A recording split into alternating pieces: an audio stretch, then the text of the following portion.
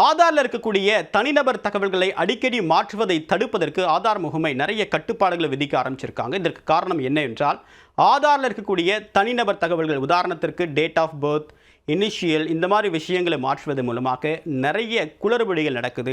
இதன் காரணமாக ஆதாருடைய தனித்தன்மை பாதிக்கப்படுது, நம்பகத்தன்மை பாதிக்கப்படுது என்ற ஒரு குற்றச்சாட்டு எழுந்திருக்கு. எப்படி இந்த மோசடி அரங்கேறுது? அதாவது இப்போ உங்களுடைய டேட் ஆஃப் பர்த், உங்களுடைய பிறந்த தேதியை மாற்ற வேண்டும் என்றால் ஆவணங்கள், நிறைய ஆவணங்கள் இருக்குது. அந்த ஆவணங்களை கொடுத்து உங்களால் மாற்றிக்கொள்ள முடியும். ஆனால் ஒரு சிலர் கிரிக்கெட் டீமில் ஜாயின் பண்ணணும் அப்படின்னு சொல்லிட்டு அவங்களுடைய வயதை குறைந்து காட்டுறாங்க. இன்னொருத்தர் அரசு வேலைக்கு விண்ணப்பிக்கணும் அப்படின்னு சொல்லிட்டு அவருடைய வயதை உயர்த்தி காட்டுறாங்க. இந்த மாதிரி ஒவ்வொரு தேவைக்கும் ஒவ்வொரு விதமான மோசடி அரங்கேறுது. அதுக்கு அந்த டேட் ஆஃப் பர்த்தை மாற்றுவதற்கும் பல தனிநபர் தகவல்களை மாற்றுவதற்கும் வெவ்வேறு ஆவணங்கள் பயன்படுத்தப்படுது.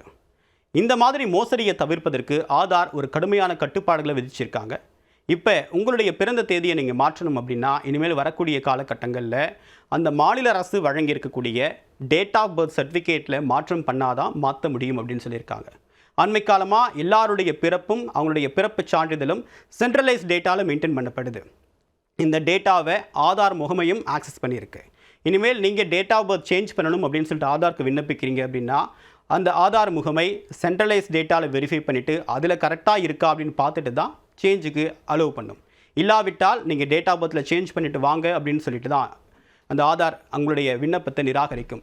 அது மட்டும் இல்லாமல் சில நேரங்களில் உங்களுடைய டேட் ஆஃப் பர்த்துக்கு தாண்டி ஃபிங்கர் பிரிண்ட்லேயும் சில மாற்றங்கள் இருக்குது. அதாவது கைகளில் வைக்கக்கூடிய ஃபிங்கர் பிரிண்ட்டுக்கு பதிலாக நிறைய பேர் மோசடியாக கால்களில் இருக்கக்கூடிய ஃபிங்கர் பிரிண்ட்டை வைக்கிறாங்க. இதன் மூலமாக அவங்களுடைய தரவுகள் அப்படின்றது சிக்கலுக்குள்ளாகுது. ஒரு சிலர், அதாவது வயது முதிர்ந்தவர்களுக்கு இந்த ஃபிங்கர் பிரிண்டில் மாற்றம் வரும். அவங்களுக்கு சில சிக்கல்கள் இருக்குது. அந்த வாய்ப்பை நிறைய பேர் தவறுதலாக பயன்படுத்துகிறாங்க. ஸோ அதை நாங்கள் தவிர்க்க விரும்புகிறோம்.